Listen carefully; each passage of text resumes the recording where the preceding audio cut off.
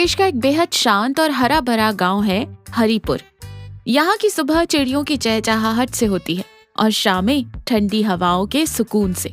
इसी गांव में रमेश नाम का एक किसान रहता है। रमेश इंसान बहुत सीधा है, लेकिन उसके अंदर एक शरारती बच्चा छुपा है। उसे हंसना और दूसरों के साथ मजाक करना बहुत पसंद है। उसकी पत्नी कमला एक बहुत ही सुलझी हुई और शांत स्वभाव की महिला है। वो रमेश की हर शरारत को एक हल्की सी मुस्कान के साथ संभाल लेती है। रमेश की जिंदगी एकदम बढ़िया चल रही थी, लेकिन तभी उसके जीवन में भूचाल लाने के लिए शहर से उसका चचेरा भाई सुरेश गांव आ गया। सुरेश बचपन से शहर में रहा है। उसे एक अजीब सी बीमारी है, वैरायटी की बीमारी। उसे हर चीज में, खास तौर पर खाने में कुछ नया और अलग चाहिए। रोजमर्रा का खाना उसे जहर लगता है। अगर किसी चीज का नाम थोड़ा विदेशी या अजीब सा हो तो वो उसे बहुत चाव से खाता है। सुरेश की इस आदत ने रमेश का हमेशा सिर दर्द बढ़ाया है। सुरेश एक ऑटो से उतरता है, आंखों पर काला चश्मा, हाथ में 2 बड़े ट्रॉली बैग। रमेश और कमला मुस्कुराते हुए आगे आते हैं। अरे मेरे शहरी बाबू, आ ही गया तू आखिरकार गांव की मिट्टी में। कैसा है मेरा भाई? सफर में कोई तकलीफ तो नहीं हुई? सुरेश चेहरे से पसीना पोंछते हुए और थोड़ा मुंह बनाते हुए कहता है, अरे क्या बताऊं रमेश भैया, वो शहर का ट्रैफिक, धुआं और ऊपर से काम का टेंशन, मेरा तो दिमाग सुन्न हो गया था। मैंने सोचा चलो कुछ दिन गांव की ताजी हवा खाकर आता हूँ। यहाँ का सुकून बहुत याद आ रहा था। बहुत अच्छा किया देवर जी जो आप आ गए। आपका ही घर है, जितने दिन मन करे रहिए। जाइए हाथ मुंह धो लीजिए। मैं आपके लिए बढ़िया गर्मा गर्म आलू गोभी की सब्जी, दाल तड़का और देसी घी लगी रोटियां लाती हूँ। आलू गोभी और दाल? भाभी जी प्लीज बुरा मत मानिएगा, लेकिन ये दाल, रोटी, गोभी ये सब तो मैं शहर में रोज खाता हूँ। मेरी तो जीभ का स्वाद ही मर गया है ये सब खा खा कर।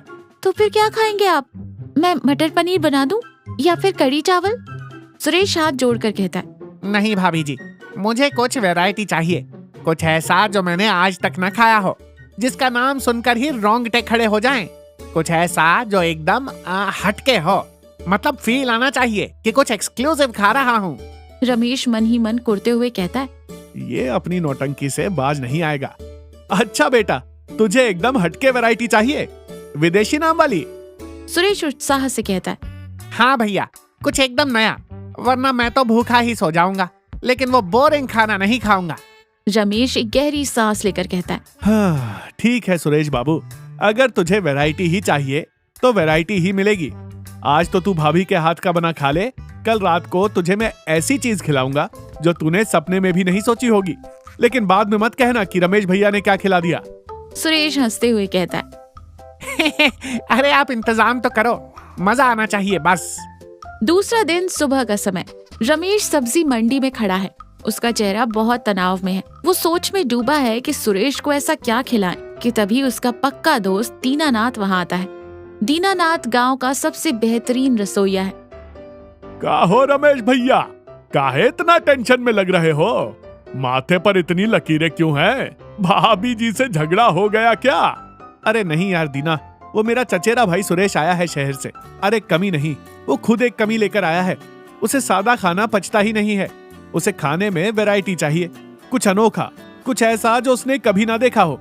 अब मैं यहाँ गांव में उसे कौन सा इटालियन या चाइनीज खाना लाकर दूं? मेरा तो दिमाग ही काम नहीं कर रहा। अरे यार, इतनी सी बात के लिए तू अपनी जान सुखा रहा है। शहर वालों को बेवकूफ बनाना बहुत आसान होता है, बस नाम भारी होना चाहिए। मतलब मैं समझा नहीं, तू कुछ ऐसा बना सकता है क्या? रमेश के कान के पास आकर धीरे से कहता है। एक काम कर, आज रात को उसे मटन चुस्ता खिला दे। मटन चुस्ता? ये कौन सी चिड़िया का नाम है भाई? मैंने तो आज तक नहीं सुना। अरे ये बिहार की बहुत मशहूर डिश है। यहाँ अपने इलाके में किसी को नहीं पता। इसका स्वाद इतना जबरदस्त होता है कि आदमी उंगलियां क्या पूरी प्लेट चाट जाए। और सबसे अच्छी बात, यह दिखने में बहुत ही अजीब, गोल मटोल और भयानक सा लगता है। तेरे भाई को तो अनोखी चीज चाहिए थी ना। यह डिश देखकर उसका दिमाग हिल जाएगा। रमेश फिर चेहरे पर एक बड़ी सी शरारती मुस्कान लाते हुए कहता है। दीना, तू तो मेरा सच्चा दोस्त है। तू बस आज शाम को मेरे घर आ जा। ये मटन चुस्ता तू ही बनाएगा। मैं उस सुरेश के बच्चे को ऐसा विदेशी नाम बताकर खिलाऊंगा कि उसकी ये वैरायटी की बीमारी हमेशा के लिए दूर हो जाएगी। रात का डिनर। डाइनिंग टेबल पर खाना लगा है। सादे खाने के बीच एक बड़ा सा बर्तन रखा है जिसे एक प्लेट से ढका गया है। उस बर्तन से बहुत ही तेज और मसालेदार खुशबू आ रही है। सुरेश की नजर उसी ढके हुए बर्तन पर टिक जाती है। रमेश भैया, ये खुशबू तो दिमाग खराब कर रही है। क्या है इस बर्तन में? जल्दी ढक्कन हटाइए ना। सब्र कर सुरेश, ये कोई ऐसी वैसी चीज नहीं है कि ढक्कन हटाया और खा लिया। इसे खाने के लिए जिगरा चाहिए।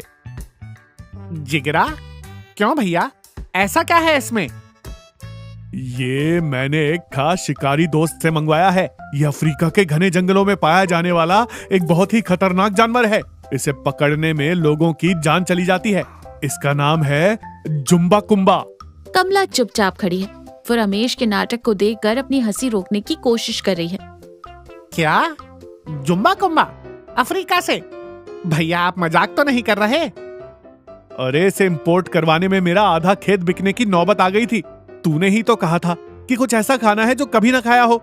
इसे खाने के बाद इंसान के अंदर एक शेर जैसी ताकत आ जाती है।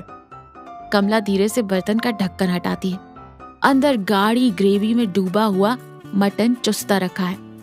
वो सच में दिखने में बहुत ही अजीब, मुड़ा तोड़ा और अजीबोगरीब आकार का है। सुरेश उसे देखकर एकदम सहम जाता है। भैया, ये दिखने में तो बड़ा भयानक लग रहा है। इसका आकार कैसा अजीब सा है।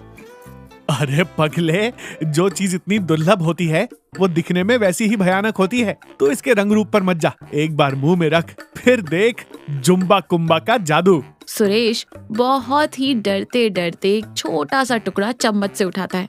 आंखें बंद करके मुंह में रखता है। धीरे धीरे चबाता है। कुछ ही सेकंड में उसके चेहरे की घबराहट गायब हो जाती है।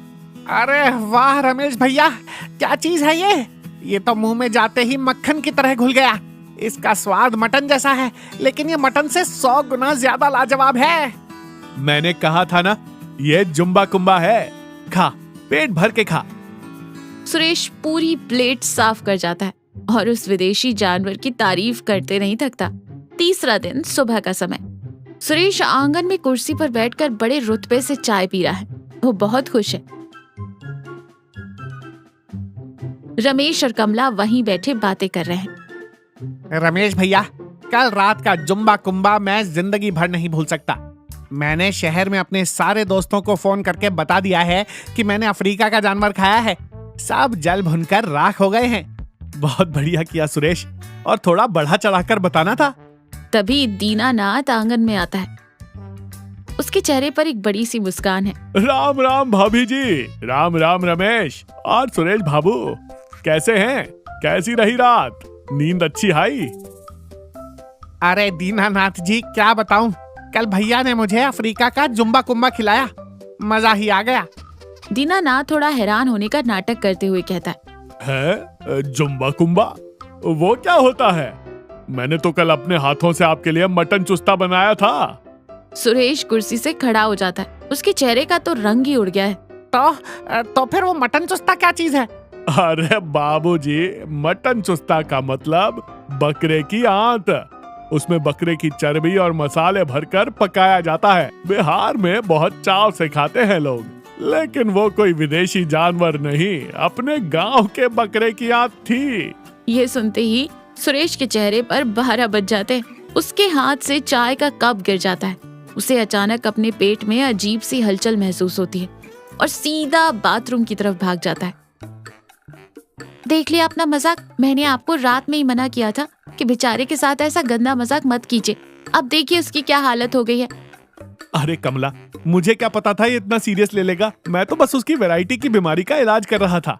सुरेश दालान में एक कोने में चुपचाप उदास बैठा है।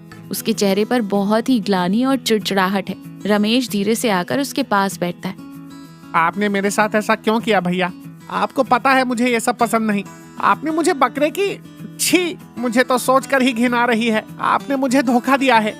फिर रमेश सुरेश के कंधे पर हाथ रखते हुए कहता है, मुझे माफ कर दे छोटे। मेरा इरादा तुझे धोखे देने का या तेरी भावनाओं को ठेस पहुंचाने का नहीं था। लेकिन एक बात बता, कल रात जब तू वो खा रहा था तब तुझे उसमें कोई बुराई लगी थी? सुरेश शांत रहता है। नहीं ना, कल तू उसे उंगलियां चाट चाट कर खा रहा था। तूने उसे दुनिया का सबसे बेहतरीन खाना बताया था। क्यों? सिर्फ इसलिए क्योंकि मैंने उसका नाम एक विदेशी जानवर का रख दिया था। अगर मैं तुझे पहले ही बता देता कि वो गांव की एक देसी डिश है, तो क्या तू उसे छूता भी? सुरेश थोड़ा सा सोचने लगता है। उसकी आंखों में पछतावा दिखने लगा।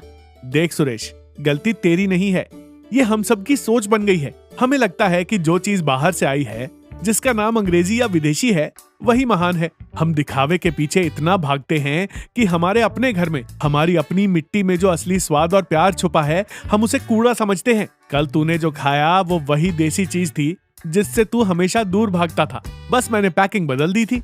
सुरेश एक गहरी सांस देते हुए फिर सुरेश रमेश की तरफ देखकर कहता है, सच में मेरी आंखें बंद थी। मुझे हमेशा ये लगता था कि गांव का सीधा सादा खाना, यहाँ की चीजें मेरे स्टैंडर्ड की नहीं है। मैं उस नाम और दिखावे के पीछे इतना पागल था कि असली स्वाद को पहचान ही नहीं पाया। कमला हाथ में खाने की थाली लेकर आती है।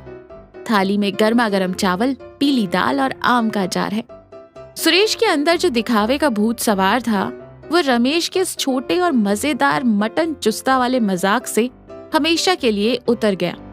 सुरेश को समझ आ गया था कि खुशी और स्वाद महंगी और विदेशी चीजों में नहीं, बल्कि अपनेपन और सादगी में होती है। गांव में बचे हुए अपने बाकी दिनों में सुरेश ने बिना किसी शिकायत के कमला के हाथ का बना सादा खाना खाया और अपनी जिंदगी के सबसे बेहतरीन पल बिताए। तो देखा, हमें बाहरी दिखावे और बड़े नामों के पीछे भागने की बजाय सादगी और वास्तविकता का सामना करना चाहिए। हमारी अपनी मिट्टी और संस्कृति में जो असली गुण छुपे हैं, उन्हें पहचानना और उनकी कद्र करना ही समझदारी है।